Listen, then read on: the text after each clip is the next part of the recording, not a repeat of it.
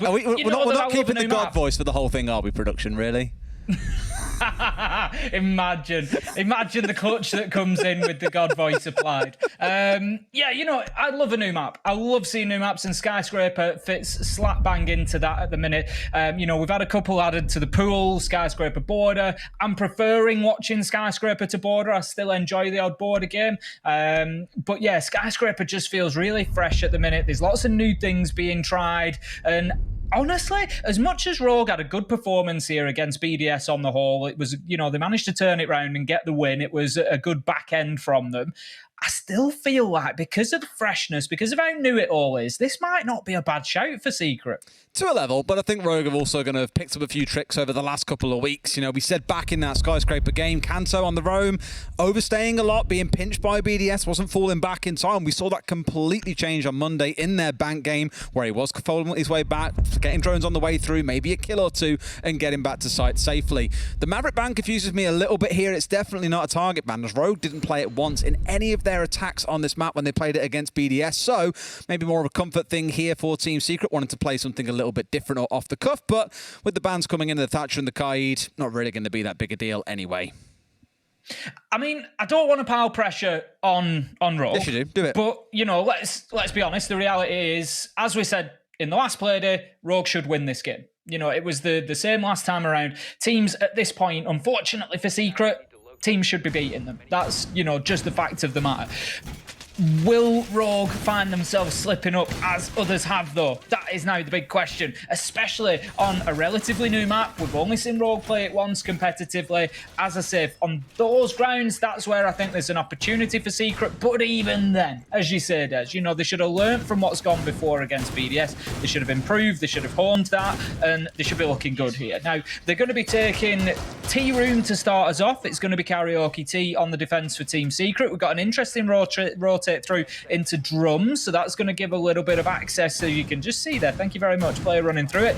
It's going to give us a little bit of access from that side. What that means is they're going to have to keep hold of that east side, because that rotation's pretty well protected by the gold bars that just surround it, so you might be able to just get in there as an attacker and get the diffuser down. Here again, for me, it's going to be about this extended hold as well, how much time we can waste out towards that east side. Of course, if Rogue get drawn into attacking on that side of the map at all, around about towards the top side of Shrine, you've got a couple of, well, you've got a shield going down, a couple of ADSs, a real kind of bastion of defense coming in, and now they're realizing that this wall has been jammed off. Well, you're going to have to go round to get through it. And I said last time round, Rogue, they were no stranger to vertical play last time they attacked this map, so getting rid of that gadget should be no issue at all, especially when there's a twitch on side of DPEP, which was something they ran a lot the last time they played. Here we go then. We are right into the meat of it. We are 45 seconds in. We've got challenges that are going to be coming to a head very, very soon. Rips on the Nomad is looking to pressure onto that west-sided window, and Gonfi, he's going to hold himself behind that shield for as long as he can, literally until he's forced to move. That is as long as he's going to hold on to that position, because they don't want to give this away. As I said, with that rotation there, that position is particularly important. If they start giving up that area, if they give up drum, if they give up terrace, if they're able to sweep across, Rogue are going to have a field day here. So that is why we've got 3 players from Team Secret, and it's all of their jobs to hold on to the east side. It is, yeah. The 2 of them here looking to contest around drum, 1 on Shrine as well, just holding down the front line, 1 to watch the top of Black in case someone comes pushing in through that single door, which will no doubt be Rips' job later into the round. For now, he's trying to assist on this push forward in towards the top of Shrine. We're about 90 seconds in, and Rogue have got themselves lined up to start pushing into these key areas, but it has taken a long time to get to this point in the round so far. Slevin is tucked in tight. You can see those magnets now being consumed away by those 2 frags coming in, and the smoke also being taken out, and another one follows through. It's Kanto with a nade to find Slevin in the first kill of this game. Absolute beauty from Kanto there. We saw him lining it up, and then the teamwork from Rogue as well to get that utility in, get rid of those WAMI magnets. It tells us that their drones are doing their job. They knew that they were there. They knew that they were going to snag that nade if they didn't clear them out. Keenan, he steps up and shows how important that position is, though. Gets himself a kill onto Cry, and he's going for seconds, but he doesn't get any as Deepak shuts him down, and that's going to be Rogue with the advantage coming into the final 40. And this guy now at the top of Shrine, I think he's very stuck. It's Gonfi, I think, sat behind that shield. He can't step out on the cross because there's two down south inside a drum. He's in no man's land and slightly smoked off by his teammate here. Not quite the best position one, but they can pinch him out here as well, try and collapse onto him if they so choose. There are no nades left on side, so it's going to come down to some gunfights here to force the man away. Stepping a little bit wider, Deepek fully aware of what it is that he's looking to try and do, so just holding that angle down. But they've only got about 15 seconds left here, Tim, so they need to make the play. Kanto looking to push his way up the back stairs. Deepek making his move, finds Confi. One left standing as 2 kills coming for Rogue. Titan can't hold it all down by himself. Leon gets a 2k and Rogue take round number 1.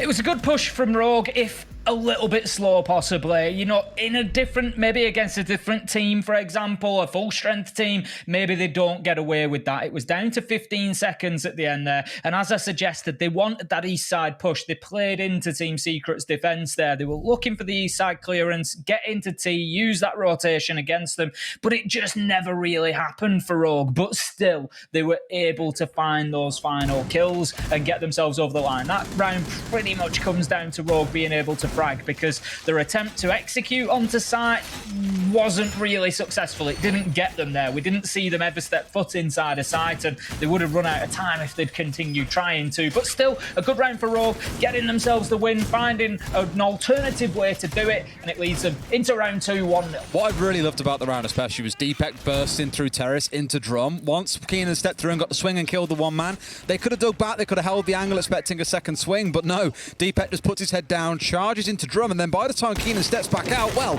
he's being challenged from Terrace and inside a Drum where he didn't know a man had got to. So just being willing to kind of pull the trigger and say, right, push in, get control, take ground in quite a risky situation like that, just shows that willingness and that pace that the team can build behind them.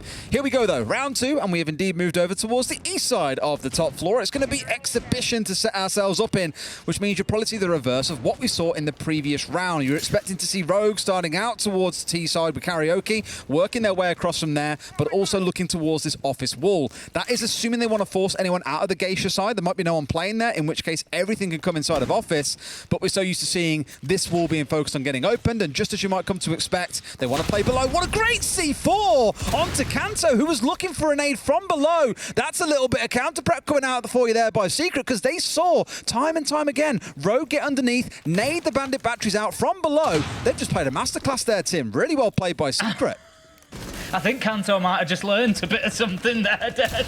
I'll be honest, I don't think that he was expecting that Nitro to come out and just land at his feet. And as you say, it's an absolutely beautiful throw by Kendrew. Now, interestingly, we saw Leon moving away from the double wall. He was looking to Thatcher onto reception instead. Sorry, to Thermite onto reception instead. And we've got the double wall still intact. So he's got himself inside of there, but they're not going to be opening up the double wall at the moment. It's always an interesting one because it's hard fought, is that double wall. You get people on the run out, it's a big risk, it can be quite difficult to get it done sometimes, and we see teams sort of throw everything at getting it open, and then they don't always really use it that much. They don't hold lines through there, they don't go in for the plant through there, and they end up pushing from the opposite side anyway. So in this case, Rogue, they've decided to dip away from it. They're not going to be going for that double reinforce. Instead, the pressure is now coming from the west side, as you suggested it might, and Sleben, he's trying to hold on. He's really dug in deep here. That's kind of twice now that he's found, in fact, it's gone in the last round, found himself really dug in deep. Flash is coming through, a grenade would shortly follow, but Keenan finding Crying. That's the 2 entries down on the side of Rogue. Not the best start they were looking for, but Deepek still stands, finding himself one back onto Titan and rips. Now with the man removed out from playing inside of Dragon, can step his way forwards, but has got to step in and find a couple of kills here. Still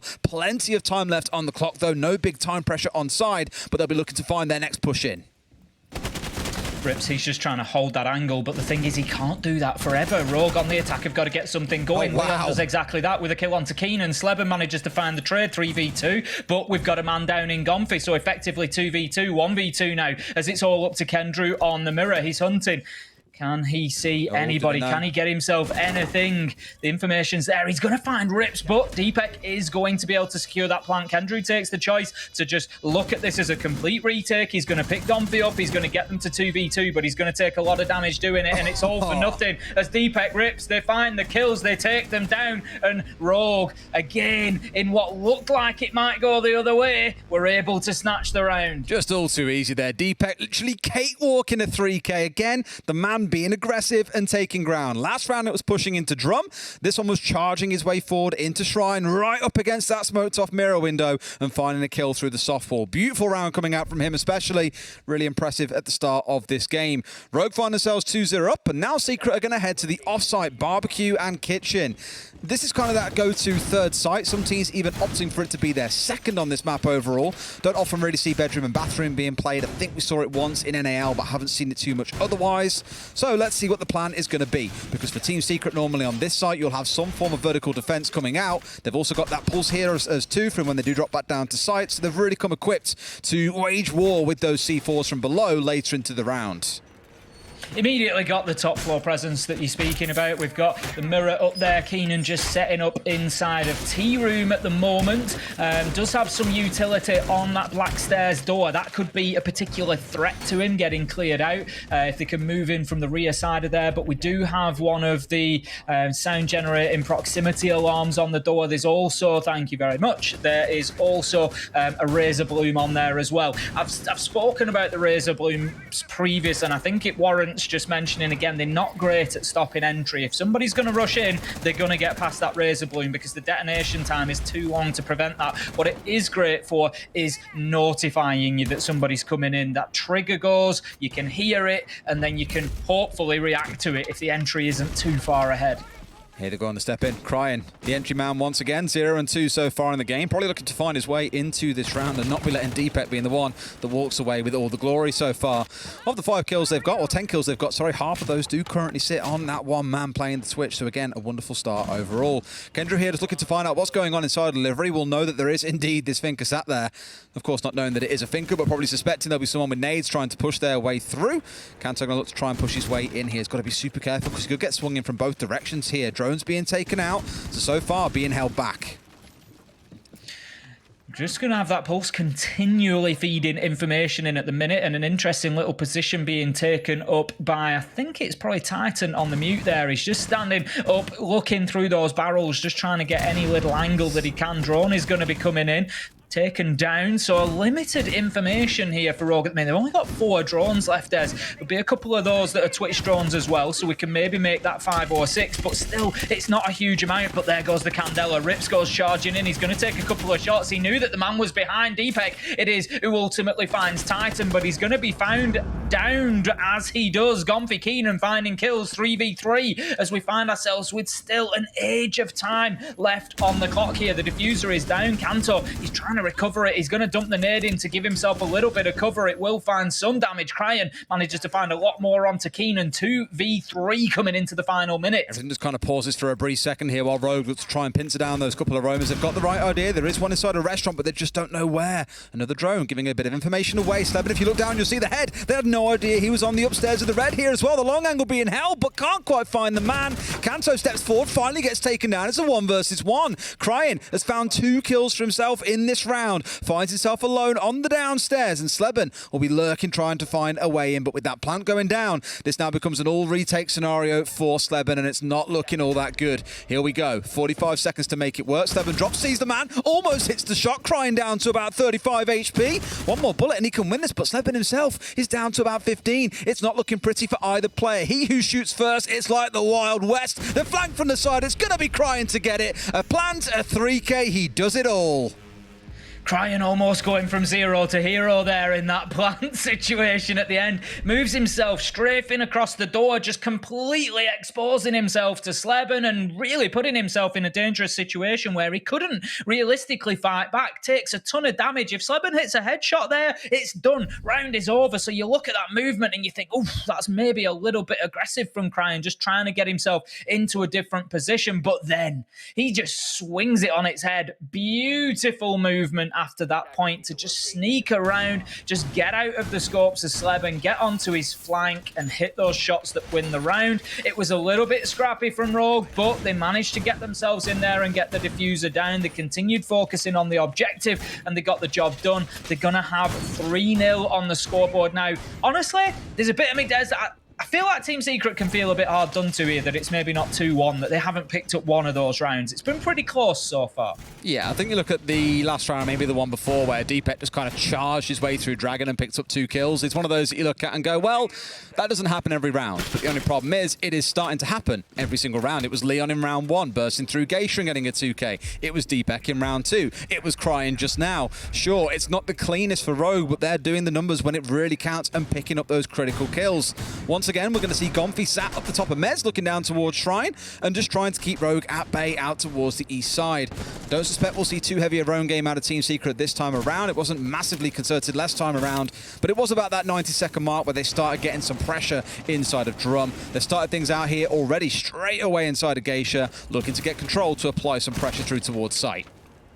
Absolutely no mucking about. Deepek's just going to be looking to hold a very tight angle there. A couple of pixels that he'll see, but he's going to hold on to it. And I tell you what, with the way he's playing so far today, my money would be on him hitting the shot if he gets the opportunity. 6-1 on the scoreboard inside of 3 rounds. And Deepek is really leading Rogue from the front here. He had an MVP performance recently as well. And he is going from strength to strength now that he's got that EUL opportunity. And it is fantastic to watch. Rips, he's going to be approaching that black stairs door. Going to repel himself off, move away, relocate potentially, or just try to create a little bit of safety for some droning. Avoid the jump out, exactly that. Now then, Kanto, he's got his spot underneath. He knows there's somebody up there in Drum. He knows that's where the defenders are going to be holding, but there's just nothing he can do about it at the moment. Well, that's the timing. Ooh.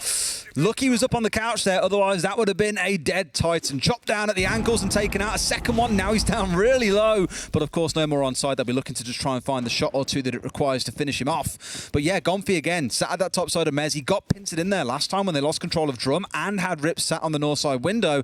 Rips is doing his job here of just sitting on the drone, by the way. He's got that Ossa on side. Normally players will use that to push in through the top of Black at about this point in the round.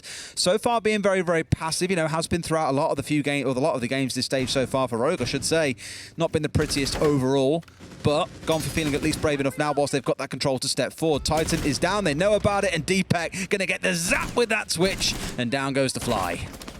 It's just getting cheeky now with the drone being used to finish off the kills, but by whatever means you've got necessary available to you, you get it done. Kendrew, he's going to move into Titan's position there, but he needs to be careful because he's still got Crying sniffing around underneath. He's going to see him looking not to go down to a headshot there. Kendrew going to take a lot of damage though, and this nade, even with him out of the way, might be able to finish him off, but no, it can't quite catch his toes, and the hunt continues from underneath. Kendrew just using every bit of experience to keep himself alive, but Kanto, he manages to shut him down. 5v3. At this point, I was going to say, Rips really needs to be in their face with the shield here. Like, step in. You've got 2 of you pushing on the top side, looking pretty passive, and just dies for free to Keenan. You're on the Ossa. But either way, Leon is in. He's getting the plant down. Nothing's going to stop this one coming off. It is still a 3 versus 3, mind you. Leon getting the plant down, stepping up and finding another. It's Crying at range, finds himself 2. He does it again. Rogue with another pretty comfortable win. I think at this point we're seeing the Team Secret that maybe we expected in the first couple of play days. You know, with Titan substituting in, it's, again, I've said it a million times, it's not a criticism, it's the situation is what it is, but we expect full strength teams to now start figuring them out, coming them in and getting them beaten, and that's exactly what Rogue are doing right now. They're really dismantling Team Secret here, who've had a couple of close rounds sort of to start with, but it seems to just be slipping away as the game goes on. You know, that one there, yep, they had that mid-round flurry where they got themselves back into it 3v3, but Rogue already had control of site by then. They were already in a position to be able to put the diffuser down. The kills came in afterwards. They weren't able to find anything in the post-plant Team Secret, and I think it's going to be a difficult day for them. I'm not saying a 7-0 necessarily, but I don't think there's going to be much going their way. I've got to draw back to, I mean, I'm kind of glad that this round they've checked in, they're changing again. Rips has been rotating through a few different operators, right? We've seen the Ying, the Ossa, the Nomad so far. Hasn't been highly impactful that last round with the Ossa. Again, we've seen players like Envy Taylor over in APAC North. I believe we've even seen it happen here in EUL.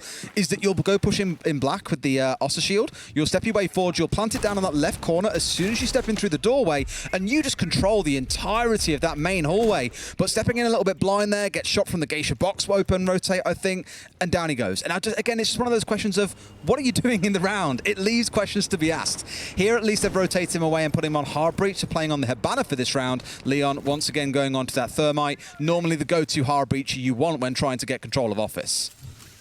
Keep an eye on Kanto. He's done some great work with those nades so far on the Thinker. Leon's going to find himself getting bandit tricked here as the sound will go out clearly for Titan, and it's as easy as 1, 2, 3. Not a problem at all. That is one exothermic charge down, and Leon now having to be very selective about where the next one is going to go. Titan's going to keep himself in position there next to the desk. He's just going to hold himself back. Might need to be careful of some nades coming in from the bottom of the main staircase. I'm not sure if there's anybody down there to cover or not, but I don't think that Rogue are going to push that too heavily, in all honesty. And so, as I say that, somebody does move down to make sure that the cover's there. I do find this really interesting how they've kind of adapted again to the attacks that we saw out of Rogue against BDS, where they're playing this double mirror downstairs in bedroom, just saying, nope, you cannot get underneath, you cannot get those vertical controls. So you're going to have to find a different way of working. And for Rogue, it appears to be this, again, west side to take instead of trying to focus on the below. So they've kind of bailed on trying to get the wall open, just deciding, look, it's too risky to try and focus on that. They can't get the twitch inside of there, so forget about it. We'll have to just try and push in a bit more aggressively and, you know, trust our guns to do the work for us. Deepek's just going to be holding a very long angle there through into sight. Yellowpin coming out to offer a little bit of intel maybe on the position in a Team Secret, who at the moment are feeling fairly comfortable. We just see Sleben getting stunned out. We saw this was a difficult position for him to hold on to last time. A lot of pressure from the west side came in and made it difficult for him in and around Dragon. He's got himself a shield there as well, so plenty of cover for him. And Rogan not being too aggressive towards him this time. We're nearly 2 minutes into the round. He's still locked in position. He's got his shield there. He's got his magnets out. It's going to be very difficult to clear him away at this point because, of course, the more the round goes on, the more of those magnets get deployed and the more is going to get captured by them. We've got Leon taking his choice now to open the wall up, but rather than the double wall, he's come all the way around and he's opened the terrace wall in behind Bar. I was really expecting that Thermite charge to blow up both drones just on the other side of it, but neither was caught. Titan finding himself a kill. It's going to be his only one of the round as it's the portal combat. Leon finding the kill, Trey back onto the other side. So 1 for 1 at this point. Not exactly the end of the world, but your superhero in Deepek is out of the game. All eyes here are going to turn towards Cryin and towards Leon, who have done an awful lot in the round so far. And speaking of Cryin, he's trying to step his way up here, forces Sleben away from the spot that he was in before. Down goes Gomfi, caught out and downed elsewhere, but not yet out of the round. Kanto steps in for another. Now into that 3 versus 3, but the time's running short, Tim. There's only 10 seconds on the clock here, and they've got to make something happen. In comes Rich, stepping his way into the site, looking for someone, but can find absolutely no one because they're below. Good night with the C4 from below. They can still hold on the downstairs here, but can they stop the plant going down? Do they know where it's going down? I don't think they do. They have an idea it might be on the table, but no, it's against the doorway. Kanto with another finish off, and the 2 versus 2 gets underway. Gomfi back on his feet. Tim, it feels like deja vu. We've been here before. We really have seen this before. Kendrew again being the man to make that resuscitation, but can they find a different outcome this time around? Last time Rogue were able to win it out, and with 20 seconds left to go, that's where your money would be. Again, Kanto Cryin, they're overhealed. They've got everything on their side here, except they don't have any nades left, so no utility to play with, but Cryin holding an angle, manages to find Gomfi. That's the low health man gone, and the second comes in as Cryin flips around, gets Kendra. It's going to be 2 for him in the post plant, as well as the plant, and I've got to say, Des, what a game Cryan's having again. It's unbelievable what a good stage he's having. Now, there's a point to be said for you're against a team that is very much down in the dumpsters right now. It's not going well for Secret overall across, much of this stage. Sure, 2 freak wins that came out on Cafe, otherwise it's been business as usual. But that doesn't change the fact that across the entire stage, where Rogue had some of their toughest games to kick things off, BDS and G2, Cryin is up there in the top 5 for rating, for KD, for so many different stat lines so far in EUL. It's a real turnaround to the Cryin of old that we knew that would, be kind of middle of the pack, that wouldn't really shine, but also wouldn't be falling miles behind. He's had such a good season so far. It's getting back towards Challenger League, Cryin. Yeah, it is. He is. That's the reality. This is, I shouted about him at the time and I said, that this was before he went to G2 when he was back in his Challenger League days. And then we saw him have a couple of opportunities after that just didn't really work out for him. And you just had the feeling that there was still, if you got him in the right team, in the right position, playing the right way, that he was going to come up big. And that is exactly what he's doing at the minute. 8-2 so far for Cryin. Obviously, we've got to put a little asterisk against it, that he's up against the weakened Team Secret this time, but it's not the first time that he's shown it at this stage, and I think it will continue. So Team Secret, they're going to be taking us to Tea Room once again in round 6. I would expect the same east-sided push to come in from Rogue. I think that's where all the pressure will mount from. They're going to want control of Drum.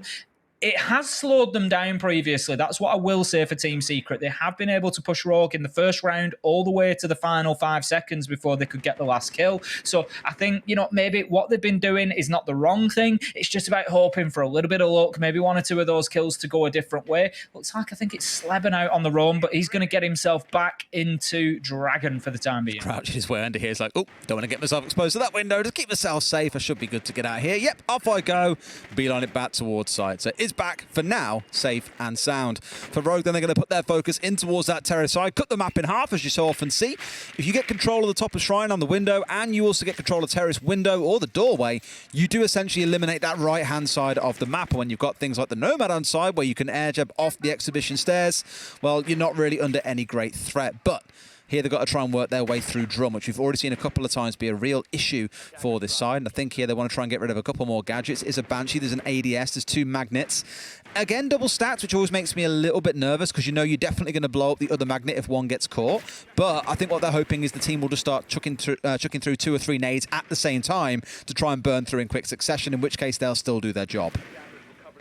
That's it, and it's exactly what we saw happen last time. Couple of flashbangs come in, got picked up by 2 magnets, and then the nade sailed in. Rogue have been doing a very good job of counting up that utility and knowing how much throwable needs to go in first before the explosives follow. I think we're going to see very similar here. Kanto's got himself lined up on exactly the same. There you go. In goes 1. We see the ADS burnt. We see one of the magnets taken out, and this time we see Sleben dipping himself away because he knew exactly what happened last time, and it was a well-placed nade from Kanto that took him down. Smoke on the roof, don't worry. It's just because it's been caught out by the magnet and it's then detonated at that height. But Sleben, he's going to be able to hold his position now, and this is going to be difficult for Rogue to get through. It's timing is the problem, right? About 1:30 last time round, they were at this point and they were trying to push their way through. By 1:10, they'd broke it open. Deepetter charged his way forwards. But here, they're still sat on drones, a little bit held up here and still figuring out exactly what the move is to do.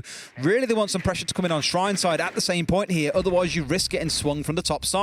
There we go. That's the play you're looking for. Leon finding one and starting his way forwards. He got a 2k in the late end of the round. Last time round, the push through here, but gets sprayed from the main stairs. Keenan just popping his head up, and one man's on the below. But does he go for the swing here, or does Keenan read onto them first? Up comes the man to the Nomad, and they seem just in time. Kanto finding the 1 and start the march forward. A 3 versus 3 and only 10 seconds to play. Rips taken down by Titan on the doorway. A 3 versus 2. Can this be it for Secret? In comes Crying. They've got about 5 seconds to play with. One's on the deck. Gomfrey, the last man left standing. He's a mile behind them. But do they know where he's coming from, Tim? Surely one of those drones sees him coming and they can have the read. In he comes. They find him there. It's Crying yet again with a big closeout, and Rogue take the perfect 6-0 half. You've really got a feel for Team Secret in some of these rounds. They get Rogue down 3v3, I think it was, with about 8 seconds left to go, but they just still can't quite grasp onto it. 1.5 seconds left on the clock. Kanto starts getting the diffuser down, and it just extends the clock for as long as they need, and there's nothing that Gomfrey can do about it. So Rogue, as you say, a masterclass on attack there, but again, they're against a Team Secret that are sort of struggling this week as much as they did in the last Playday. It's been tough for them so far. Nothing's really going their way. And like I say, you can sort of feel hard done to for them, really, because there's been a couple of opportunities where it's come down to 2v2, 1v1. And you think, on a different day, maybe this could have been 5-1, 4-2, maybe they could have found something, but it's going to be very difficult now as Rogue go on to the defence. I wouldn't like to bet anything other than Rogue closing this out here and now. Yeah, I think this turns into a 7-0, especially knowing how the defences went against BDS as well. They did a lot of work there. They'll do exactly the same now, and they get the choice of site they step into. Of course, handicapping yourself every now and then isn't a terrible idea. Shotgun to Deepek's going to put him down to about half HP. I think that was Rips doing it as well. Just saying to him, look, guys, you need a bit of a challenge here. It's not that bad. Just we'll give you something. We'll do what we can. We'll just try and make, we'll up the difficulty level.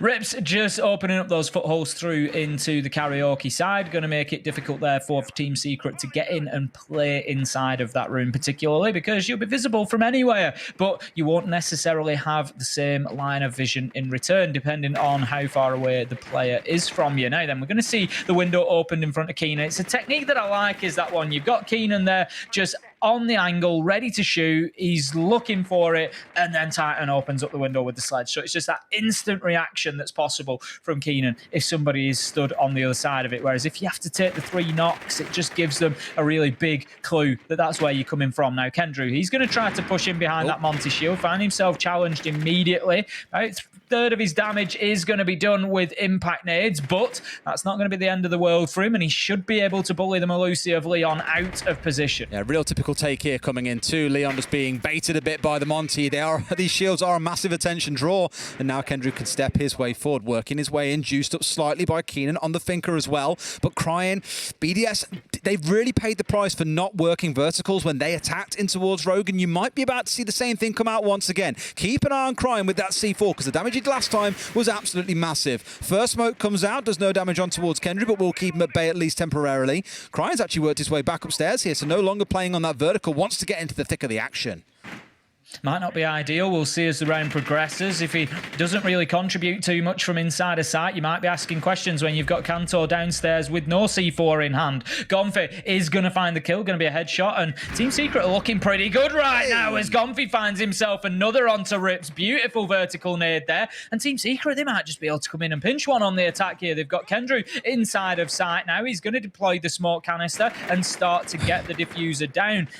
Crying, trying to get anything he can go in with the Vector there, but they are not going to be able to do anything about that diffuser down. It's now 2v5 in the post plan. And you're against a Monty as well. Good luck swinging this one back, boys. And they've got the window play. Just everything that could be working against you is. Deepek finds one for himself before getting down and finished off by Sleben. This one should be a closeout. Crying with a nice shot on the way back through. But 70 HP and a Dream. 3 enemies stand before him, one of them being a Monty. I know he's been nerfed a little bit. I know that it's easier to fight, but it's definitely not going to be an easy outcome, especially with only 15 seconds on the clock. This round looks to be locked up. Team Secret won't be going home empty-handed at the very least. They'll have 1 round on the board and could turn it into more as Monty just marching. I tell you what, Siege is now a horror game, because that would shit me up seeing a man chasing me across the map with a shield in front of his face as well.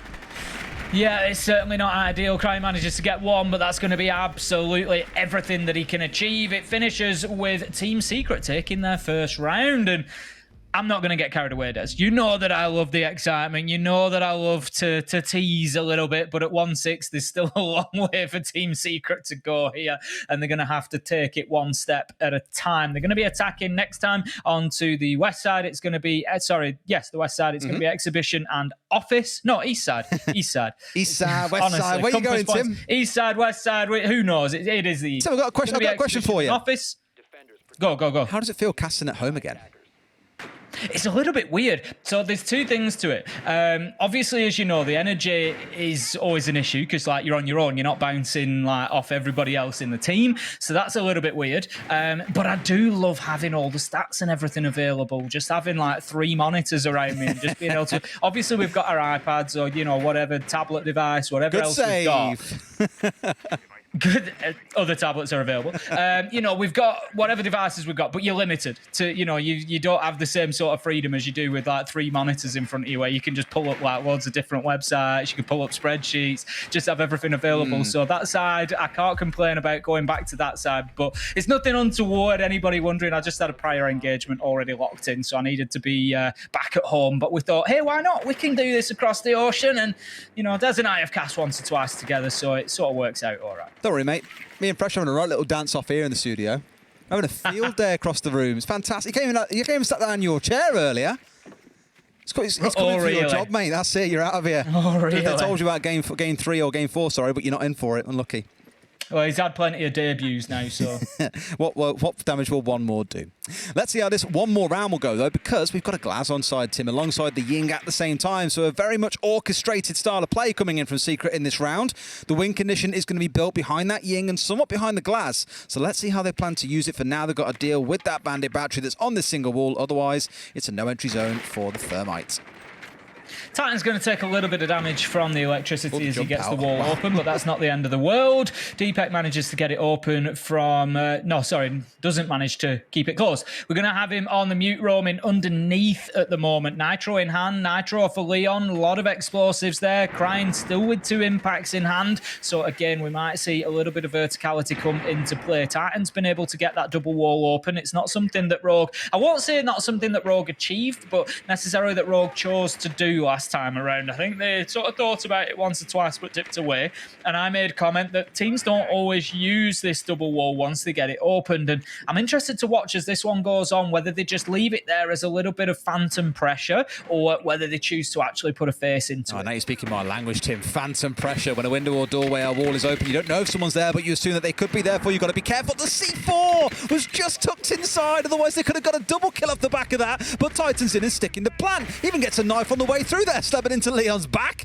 Gonfi with one back on the other side too, so it's a 3 for 3 left in this post-plant situation. Titan, you are inhaling smoke, dude. You're going to die, mate. Yep, okay.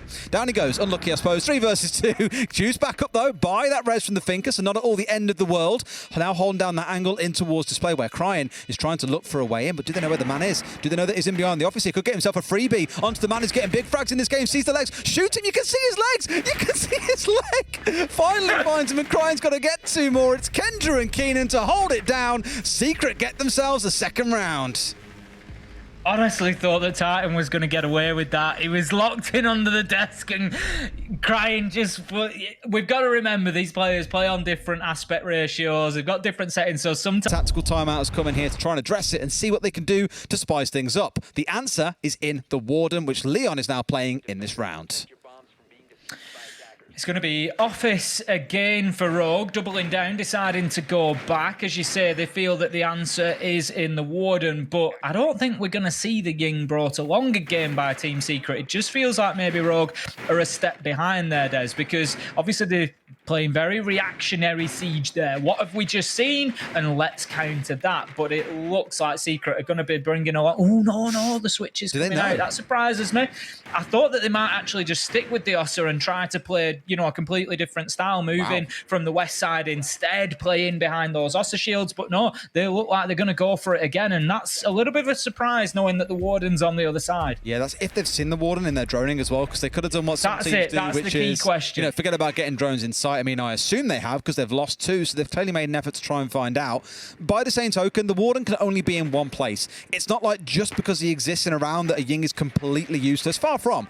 But they know where Leon plays. Last time he was just outside of the office, sat into the left, out towards terrace side behind the desk, and they know that's where he's going to be. They can nade that out. They can find other ways to impede him and stop him getting any kind of swing in. Equally, Rogue are just saying, what is the comp that we can play that is the safest, the most dug in? Because we are confident when it comes to gunfights. It's just trying to stop this cheese having any effect. And for them, this lineup is the way towards doing that. Going to get that wall open pretty quickly. There is a mute jammer on there, but we've seen this cleared out previously. There you go. Nice and easy done from underneath. Titan will get it open. So all looking very much rinse and repeat so far from Team Secret. Will now likely have Titan move round onto that double wall. He'll look to get that breached into sight. The only question then comes, will the final push for execute be exactly the same? Is it going to be smoke canisters and Yin Candelas in through the double breach and see what you can get? Or are they going to try to mix it up a little bit? Maybe wait for a later point in the round, maybe wait for a little bit of east-sided pressure to come in, you know, just to try and prevent the defense being immediately aware of what's going to come their way. There you go. Well, they are doing quite a bit of prep and setup on this one. Secret just making sure there's no one lurking below. Spoke earlier on about the damage that Cryin did the other day when they won, not against the day, on Playday 2 it was, I think it was actually against BDS, and the damage he was doing from below. Just making sure there's none of that, no more silly business going on through vertical holes, that it is safe to start trying to push their way through into sight. You can see pretty much every member is gathered up on the office except for a couple, one of them walking around on the downstairs here making sure it's clear. I'm not quite sure what the 5th one is, but for Secret it is slowly coming together. We're down to about that 70-second mark though, so a move does need to start happening soon. Got Crying just holding himself out at the top of Black Stairs. Now, I'm not sure if he's going to get an opportunity to really have a big moment here. The flank is not going to be easy for him to get onto because he'll have to rotate all the way under the map and come up through reception if he really wants to have any impact, because this is all going to be double wall. We can see that they're stacking up. They're ready. Sleben, he is going to toss the smokes in. The next job will be to get the Candelas in. There go the Warden glasses. That's going to give Leon the vision that he needs. He just tries to have a little look, see if he can shoot out a Candela. Not going to happen. In goes that, but the smoke canister comes out. We see a kill come in. Rogue, they better prepped for it this time. Finding Kendrew, but Gomfi tries to move around on the flank. Doesn't find it. Kanto stands up strong, finds his man. 3v5, and it's falling apart for Team Secret. This could be the end for them as the next Candela comes in. The smoke canisters are there. It's so easy with the Warden on side. Leon dropping Titan and the diffuser. This could be flawless. It's a flawless finish to an almost flawless game for Rogue. 7-1, they lock it out, and it is a solid performance for them. Absolutely. I mean, in that case there, you saw the effect of the Warden. Did like what Team Secret did the first time round. They brought those smokes out. They were trying to bait Leon and just sprayed where they knew he was going to push from, but couldn't quite find the man. The second set of smokes was their go button, and sadly, Leon was still up and alive and raring to go himself.